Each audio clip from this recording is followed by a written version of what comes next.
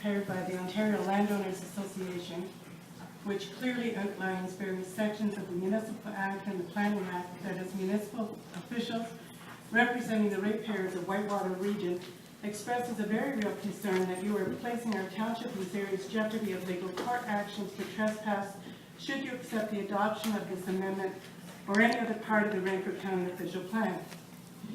With the information contained within this brief, it is our hope that you will share this with other municipalities in Renfrew County for the purpose of protecting our municipalities from financial devastation. This official plan is a huge bylaw created by Renfrew County that will bring about more regulation and policies that ultimately will tighten the noose around the necks of our municipalities who must conform to the official plan, with still even more regulation and policy upon our ratepayers. Throughout Ontario, it is being demanded by the provincial government that corporate municipalities must create and legislate through bylaw official plans.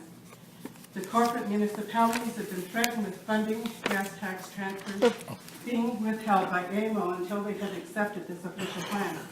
It would appear that they have been misled to believe that in order to receive these funds, they must complete an integrated sustainable community plan. AMO administers the gas tax transfer fund for 443 municipalities, and the allocation is based directly to them on a per capita basis without the need to fill out an application form.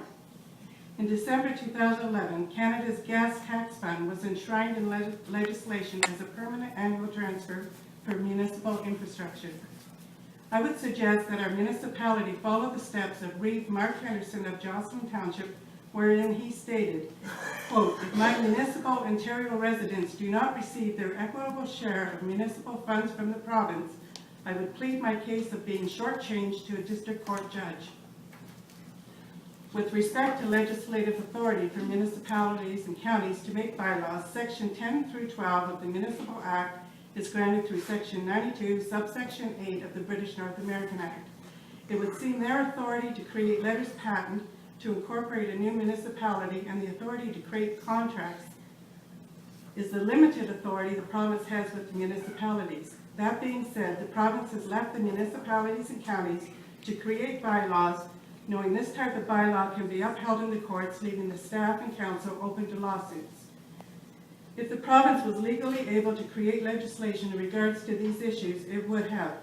Refer to Section 14 of the Municipal Act, conflict between bylaws and statutes. A bylaw is without effect to the extent of any conflict with A, a provincial or federal act or regulation made under such an act, or B, an instrument, letters patent of a legislative nature, including an order, license, or approval made or issued under provincial or federal act or regulation. Without restricting the generality of subsection 1, there is a conflict between a bylaw of a municipality and an act, regulation, or instrument described in that subsection if the bylaw frustrates the purpose of the act, regulation, or instrument. Section 15 of the Municipal Act, under restrictions affecting municipal powers, restricts the powers of the municipalities and counties to those of a natural person. The forced demands of the province and/or AMO on our municipalities is beyond their authority. Like any person or even the Crown does not have any right, title, or interest on private property. It cannot demand that private property be designated or zoned, nor can the private property owner be told what he can and cannot do on his private property. This is evident in Regulation 322.12 under the Municipal Act, which is also supported by Part 6, Section 28 of the Planning Act, under scope of local improvement. Nothing in this regulation authorizes a municipality to enter and undertake the work as a local improvement on private property without the permission of the owner or other person having the authority to grant such permission. In Part 3, local improvements on private property by agreement, in accordance with this part, a municipality may raise the cost of undertaking work as local improvements on private property by imposing special charges on the lots of consenting property owners upon which all or part of all the works are or will be located.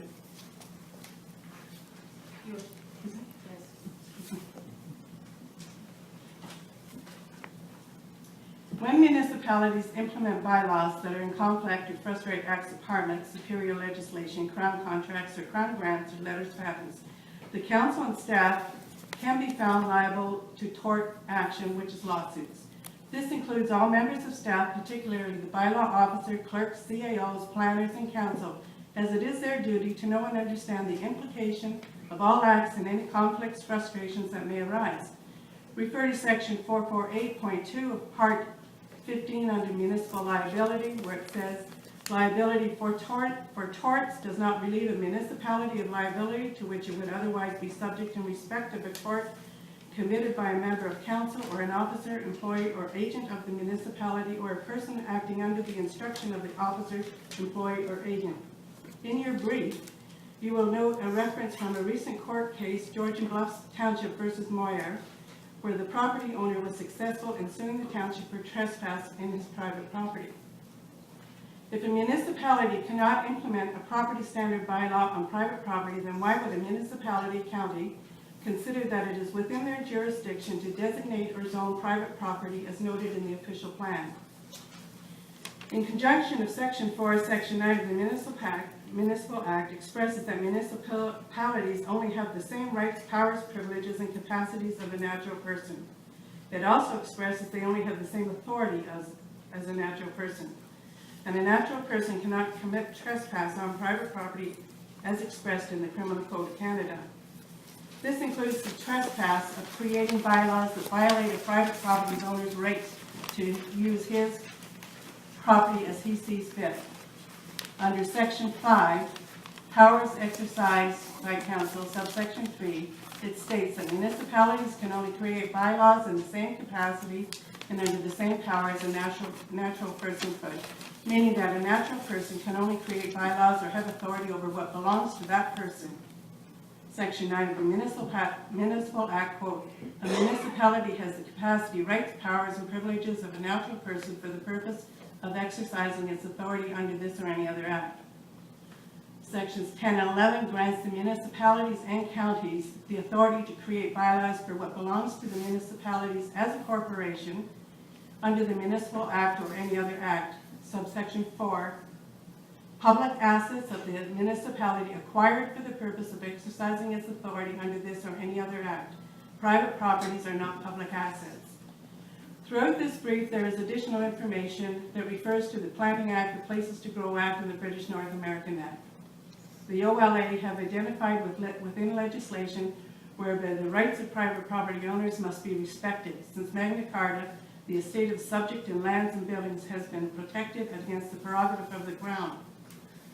You cannot plan for land you do not own. Therefore, we object to this official plan because you have not identified within your plans how this municipal corporation intends to obtain the consent of private property owners, nor have you identified how the municipal corporation intends to enter into any agreements with private property owners so that the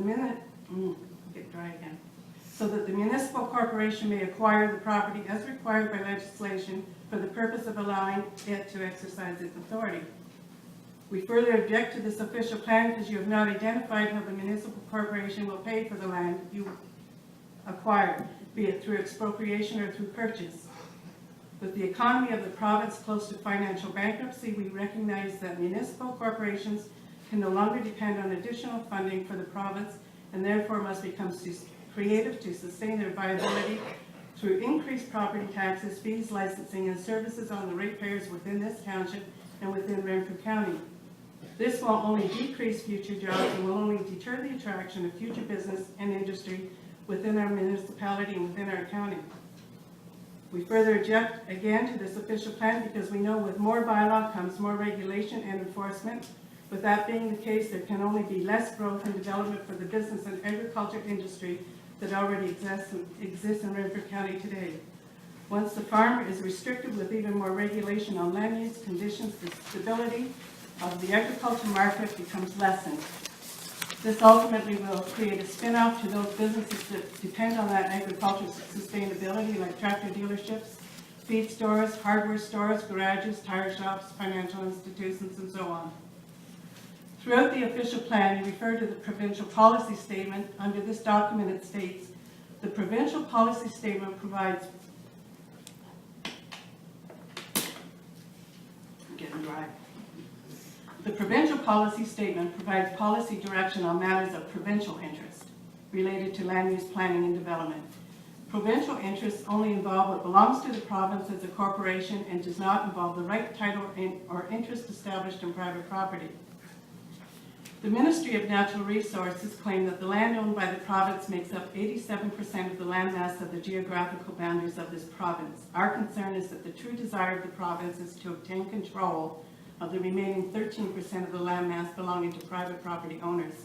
Control being through the Algonquin land claim rights and through enforcement of the official plans from our municipalities. Part of Renfrew County incorporates CFB Petawawa that every day reminds us of the many men and women who lost their lives in protecting the rights and freedoms that this country used to stand for. Even today, there are soldiers out of that base that are overseas and away from their families fighting to protect the rights and freedoms of people who live in foreign countries. We will not, in good conscience, allow the lives of so many men and women who bravely fought for our rights and freedoms to be lost in vain. We believe that our elected municipal corporate officials have not been properly informed from the province on the legislation that exists today and are being manipulated to enforce regulation that places them in jeopardy and places the municipality at risk of financial instability. We are here to protect our property rights and to protect our municipalities.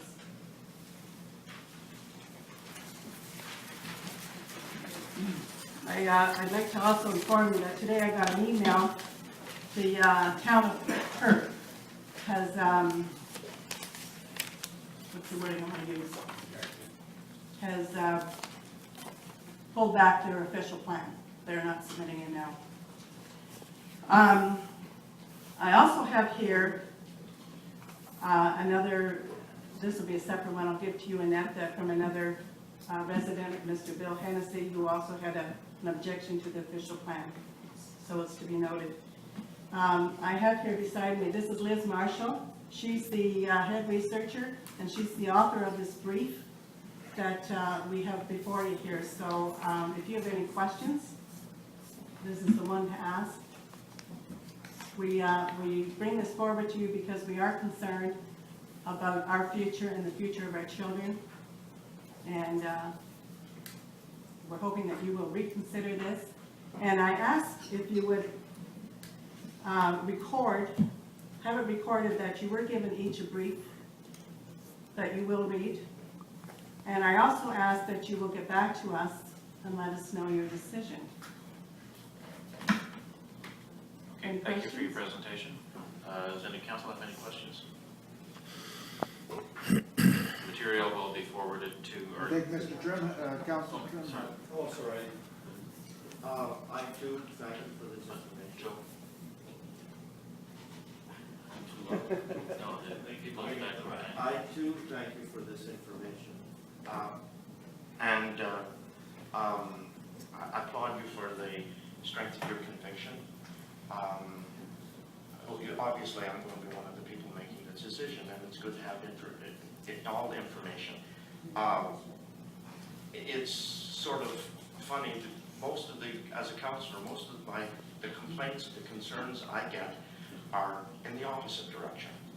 I had one very distraught family phone me in tears with some very abusive language, demanding council do something about an outdoor furnace in their area, expecting council to make rules that you can't have, because their health was affected. They felt that they were going to need to have medication, go to the hospital. I'm having complaints from people who are saying that, we built this beautiful home on the water. Someone has bought a property behind us and they stuck a trailer in there. Now, what are you going to do about it? Other people are coming to me and say these sea containers, they're popping up like mushrooms all over the place, and they're unsightly in a built-up area. What are you going to do about it? These tarp garages, after one season, they're all just ribbons, and they're stuck in the front yard. And this is in a built-up community. What are you going to do about it? This is the complaint I'm getting. Not that we should back off, that we should do more to restrict what's being done on private property. Now, I don't agree with all of that stuff, but you can see where, I'm not hearing from people that say, should be no regulations. I'm hearing from people who are saying, please get your act together. Update the comprehensive zoning bylaw. Like, you do know we have an official plan. We do have it. This is an amendment. This is an amendment. We have an official We plan. are objecting to the amendment. Okay, but we do have an official And plan. we would hope that you would pull back the official plan based on the fact of these regulations that I just pointed out to you. And we have 3 comprehensive zoning bylaws that are very hard to administer because there's 3. The reason why we're doing this is so that we can bring some sensibility to, and help our staff to administer what we already have. Anything that's in the amendment is what we're hoping is what people have asked as improvements. And so, you see, what the struggle is, as I'm having as a counselor, is that the comments I'm getting are, get your act together, do something to make our lives better in many of these different respects. And so that's the pressure from our end. That's why it's not that we're looking for more work here. We've got plenty to do, but the pressure is on us from individuals, not on a daily basis, but quite regularly, to bring some order to the official plan and the comprehensive zoning bylaws that we already have in place. Joe, like I said, private property, we cannot enforce the zoning on private property without the consent of the property owner. This is in your legislation.